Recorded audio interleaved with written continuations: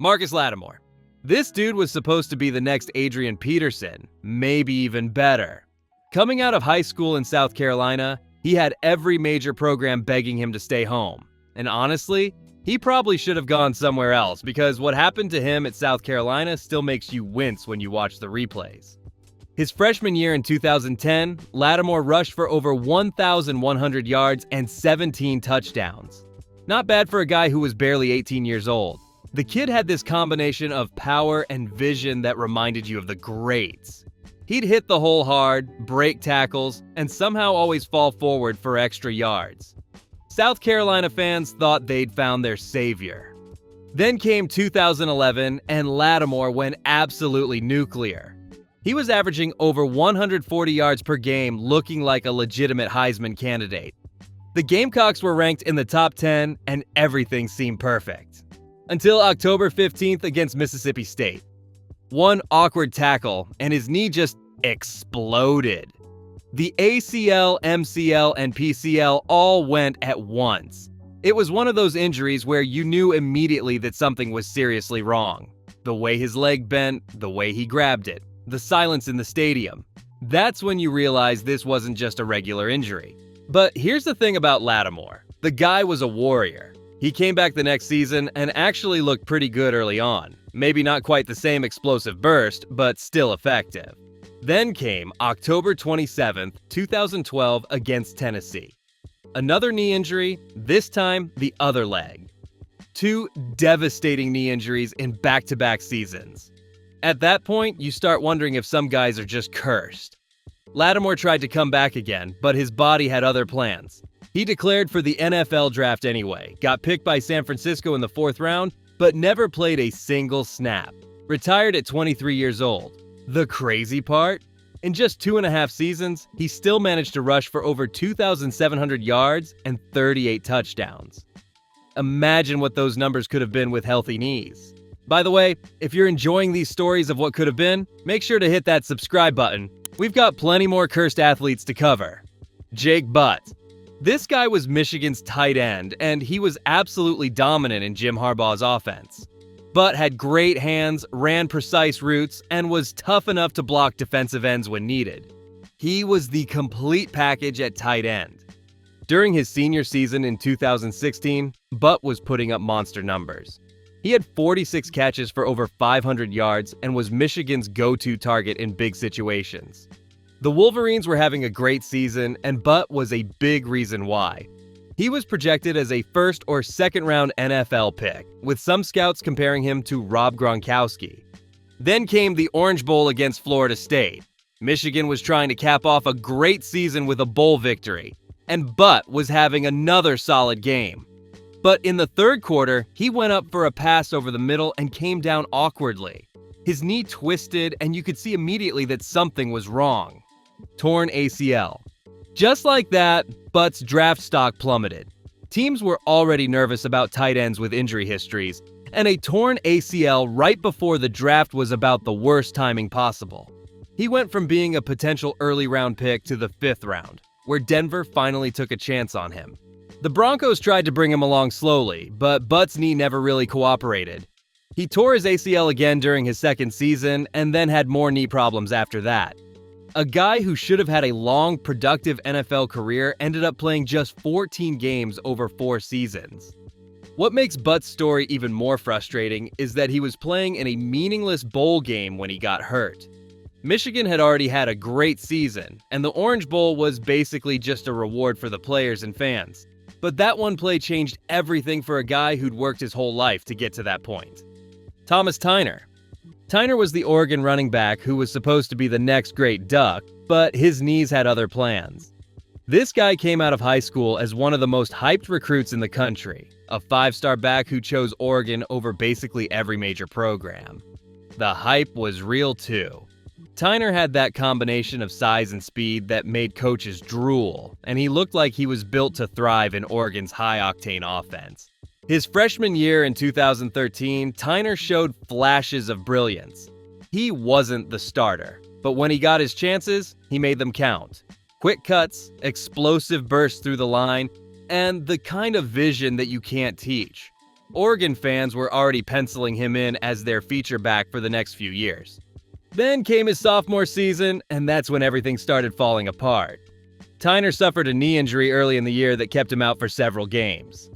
It wasn't supposed to be serious, just a minor sprain that should have healed with some rest.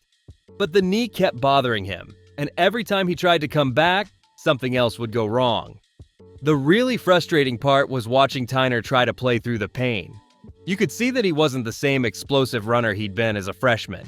His cuts weren't as sharp, his burst wasn't as quick, and he seemed hesitant to plant and go. For a running back, hesitation is basically a death sentence. By his junior year, Tyner's knee problems had gotten so bad that he could barely practice, let alone play in games. Oregon tried everything: different treatments, modified practice schedules, even changing his running style to put less stress on the joint. Nothing worked. The knee just wouldn't cooperate. Tyner ended up retiring from football before his senior season, citing the ongoing knee problems and concerns about his long-term health. He was only 21 years old when he walked away from the game, which tells you everything you need to know about how bad the situation had gotten. A guy who was supposed to be Oregon's next great back ended up playing just 2.5 seasons before his body gave out. Keith Marshall, Georgia running back who had all the tools to be special but couldn't stay healthy long enough to put it all together.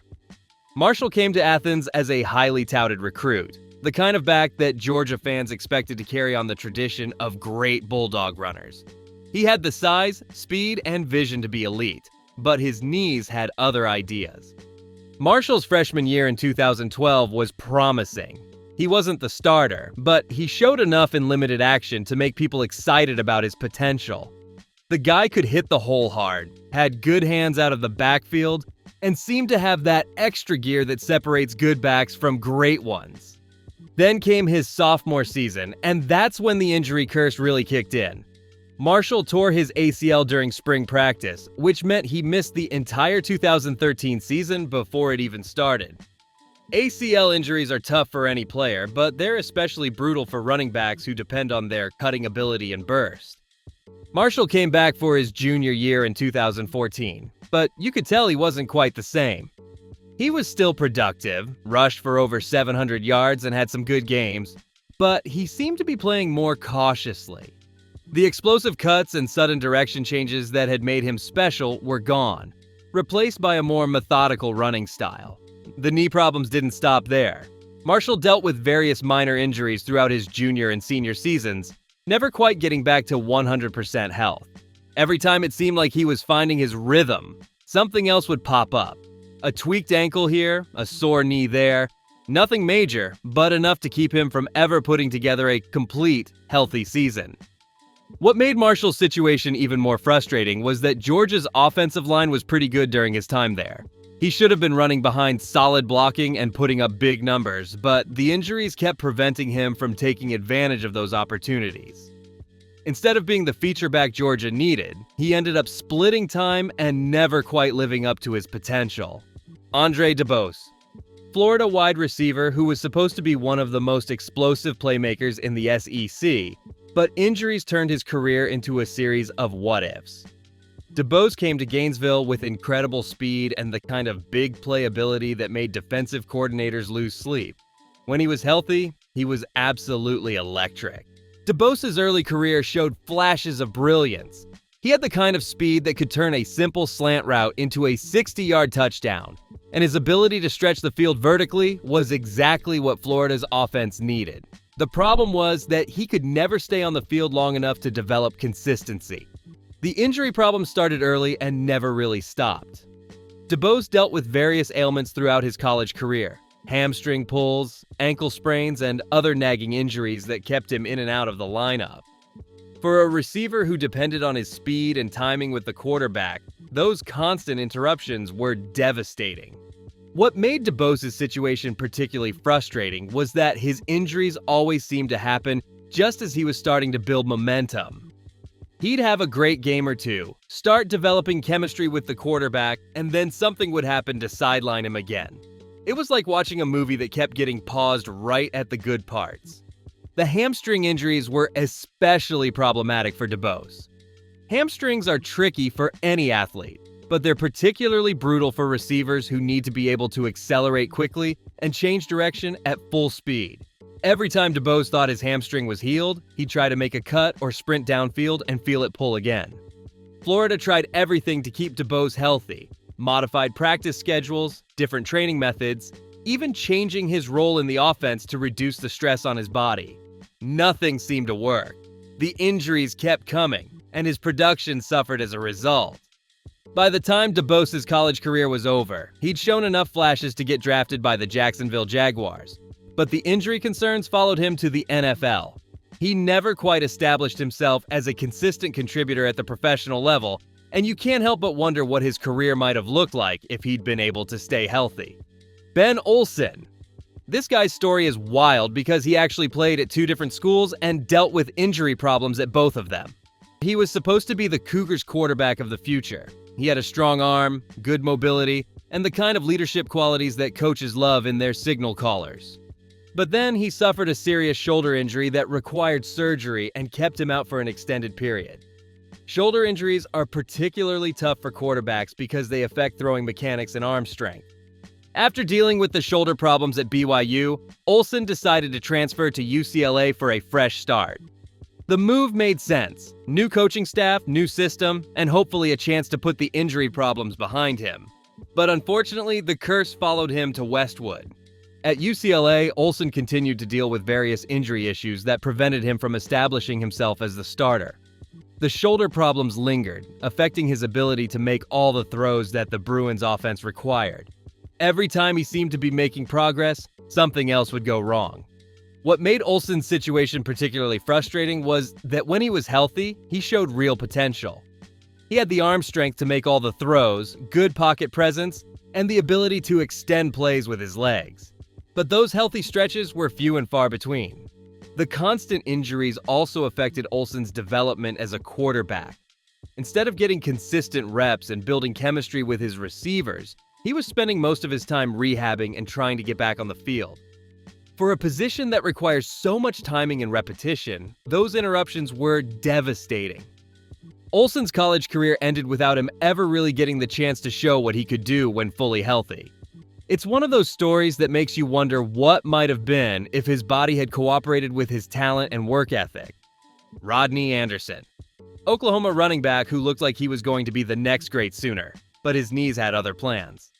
Anderson came to Norman with all the physical tools you want in a feature back: size, speed, vision, and the kind of toughness that made him effective between the tackles and on the outside. Anderson's breakout came during his junior season in 2018, when he finally got his shot as Oklahoma's primary back. And man, did he make the most of it. In just the first few games of the season, Anderson was putting up monster numbers. Over 1,100 yards and 13 touchdowns in just 8 games. He was averaging nearly 140 yards per game and looked like a legitimate Heisman candidate.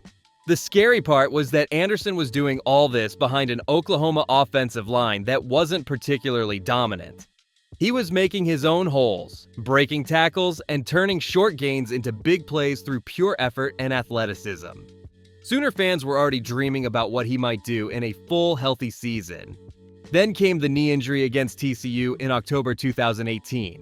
Anderson went down with what was initially described as a minor knee sprain, but it turned out to be much more serious. The injury required surgery and ended his season just as he was hitting his stride. It was devastating timing for both Anderson and Oklahoma's championship hopes. Anderson tried to come back for his senior season in 2019, but the knee problems persisted. He dealt with various setbacks during his recovery, and when he finally did return to the field, he wasn't the same explosive runner he'd been before the injury. The burst and cutting ability that had made him special were diminished. What made Anderson's situation even more frustrating was that Oklahoma's offense was perfectly suited to his skill set. The Sooners had a great passing game that kept defenses honest, which should have created plenty of running lanes for Anderson. But instead of taking advantage of those opportunities, he was stuck on the sideline dealing with his knee problems. Anderson declared for the NFL draft but went undrafted, largely due to concerns about his injury history and medical reports. He's tried to catch on with various teams but hasn't been able to establish himself at the professional level. It's a sad ending for a guy who showed he could be elite when healthy. These stories all remind you of the same thing. Talent isn't enough if your body won't cooperate. These guys had all the physical tools and mental toughness to be great, but sometimes football just isn't fair. The curse of being a college football phenom is that everyone expects you to be superhuman, but your body is still just as fragile as everyone else's. If you want to see more stories about athletes who had everything except luck, make sure to subscribe because we're just getting started with these heartbreaking what-if careers.